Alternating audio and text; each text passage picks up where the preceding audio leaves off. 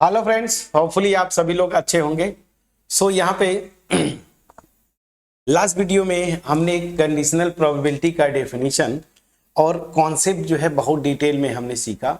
अब यहाँ पे कंडीशनल प्रोबेबिलिटी पे कुछ प्रॉपर्टीज मैं बोल दूं, ठीक है ना, प्रॉपर्टीज या रिजल्ट्स, ठीक है, जो कि एज अ रिजल्ट अगर इसको आप याद करें, ठीक है ना, तो न्यूमेरिकल्स में मे बी एमसीक्यूज वगैरह में बड़ा हेल्पफुल होगा।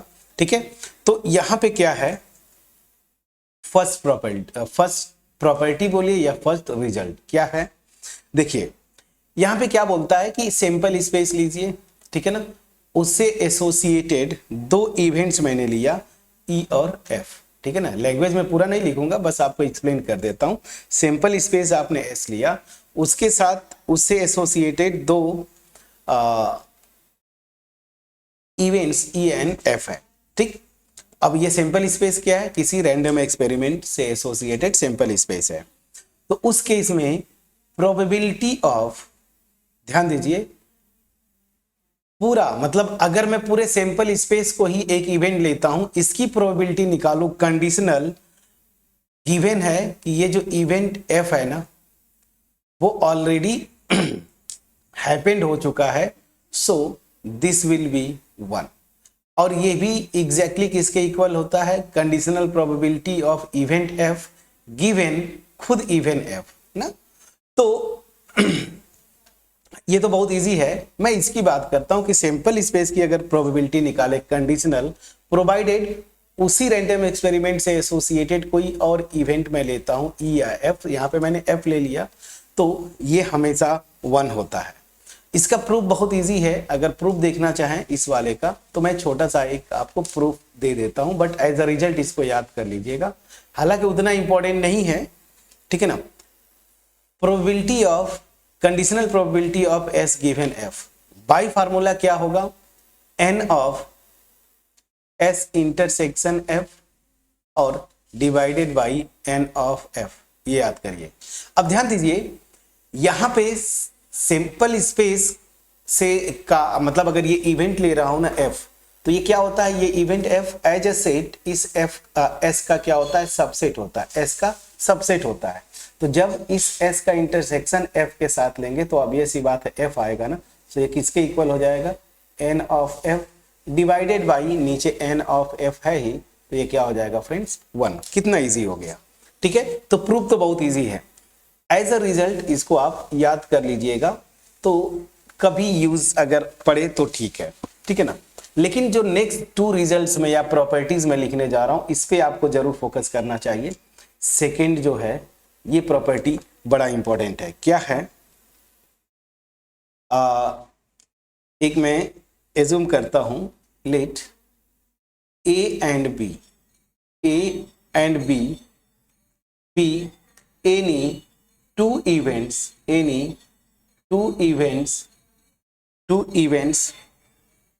of a simple space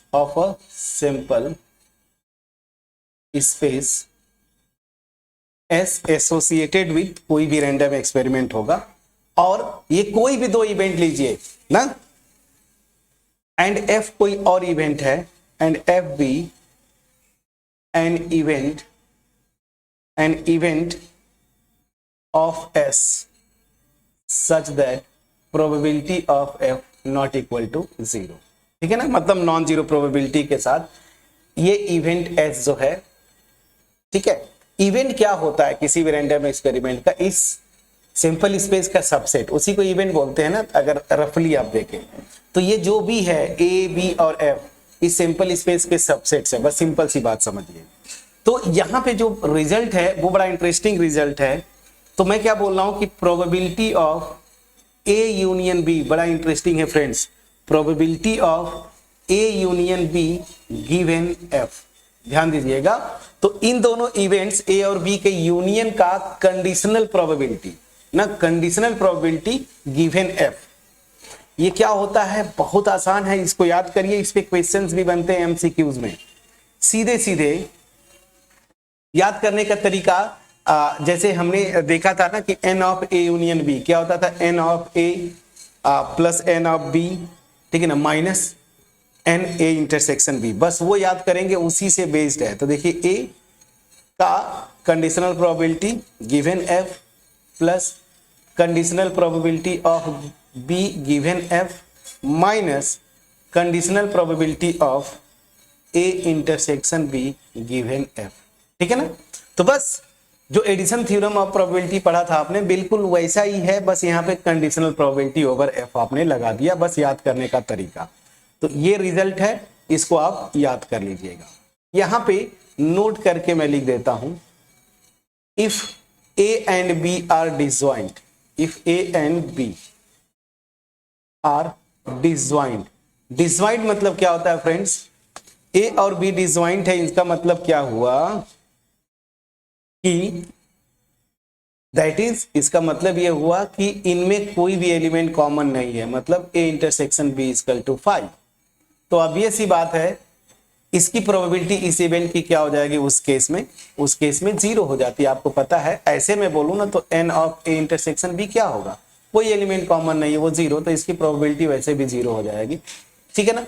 तो उस केस में कंडीशनल प्रोबेबिलिटी भी क्या हो जाएगी, डिफिनीशन से 0 हो जाएगा। ठीक है ना। क्या होगा, अगर ये कंडीशनल प्रोबेबिलिटी आप निकालेंगे तो बाय डिफिनीशन क्या होगा, एन ए इंटरसेक्शन बी और फिर इंटरसेक्शन एफ। देखिए लास्ट वीडियो में मैंने बताया था कि कंडीशनल प्रोबेबिलिटी किसी भी इवेंट ई का क्या होता है, ई जिस इवेंट का कंडीशनल प्रोबेबिलिटी निकालते हैं, इंटरसेक्शन एफ, एफ क्या है, एफ ऑलरेडी हैपेंड है, तो ई के प्लेस पे क्या है, ए इंटरसेक्शन बी।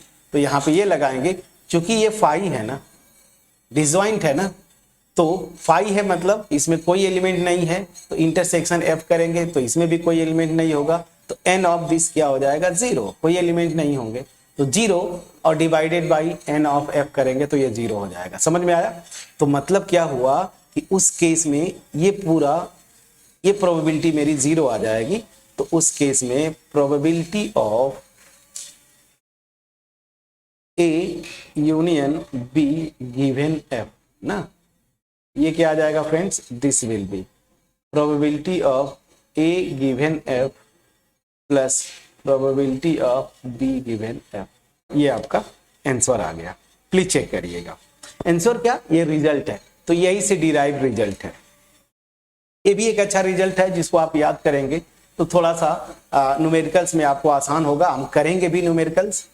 अब थर्ड, ये सबसे इंपॉर्टेंट है जो कि अक्सर क्वेश्चन में पूछता है, क्या हुआ समझिएगा, प्रोबेबिलिटी ऑफ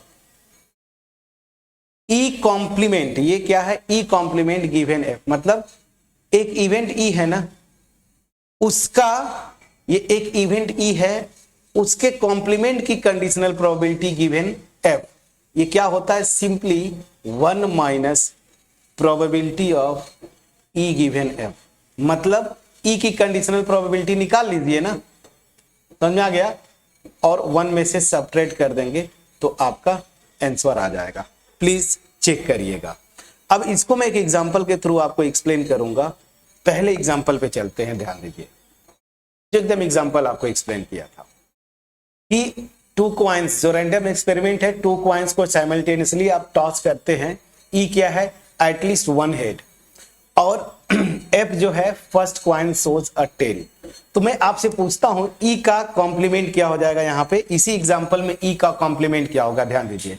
तो मैं अगर आपसे पूछता हूं कि ये निकालो, ये, ठीक है ना, तो यहां पे ई कॉम्प्लीमेंट जो लिख रहा हूं, इसका मतलब क्या है, ई कॉम्प्लीमेंट का मतलब क्या है, तो ध्यान दीजिएगा, एटलीस्ट 1 हेड, इसका कॉम्प्लीमेंट क्या होगा, नो हेड। तो यहां पे मैं बोलूं कि नो हेड,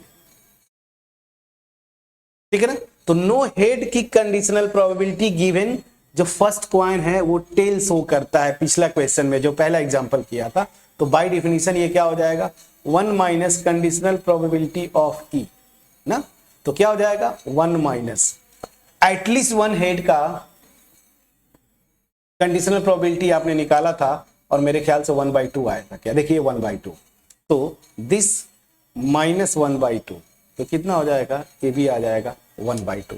तो इसका एप्लीकेशन समझ में आया कि कोई इवेंट में बोले कि इसके कॉम्प्लीमेंट का कंडीशनल प्रोबेबिलिटी, तो आपको करना क्या है, उस इवेंट की कंडीशनल प्रोबेबिलिटी निकालिए, 1 में से सबट्रैक्ट कर देंगे तो उसके कॉम्प्लीमेंट की कंडीशनल प्रोबेबिलिटी आ जाएगी। इन जो कॉन्सेप्ट या प्रॉपर्टीज मैंने यहाँ पे डिस्कस किया आपके साथ, ठीक है ना, छोटा वीडियो था, इन प्रॉपर्टीज को आप याद करके, और फिर से मैं बोलूंगा बिल्कुल पिछली वीडियो और ये वीडियो ढंग से देख के, और हो सके तो 11th का जो पोर्शन है अगर आपका बेसिक कमजोर है तो उसको भी एक बार देख लेंगे। मिलते हैं नेक्स्ट वीडियो में जहां पे हम एक्सरसाइज 13.1 करेंगे। आपसे स्पेशल रिक्वेस्ट होगा कि आप 13.1 के कम से कम 2-3 क्वेश्चंस आप अपने से करके आएंगे। मैंने पूरा कॉन्सेप्ट बताया, फार्मूले डिस्कस किए, तो उन क्वेश्चंस को करने में दिक्कत नहीं होगा। अगर इश्यूज होगी तो नेक्स्ट वीडियो में हम मिलेंगे। तब तक अपना ख्याल रखें, पढ़ाई करते रहें। Thank you so much.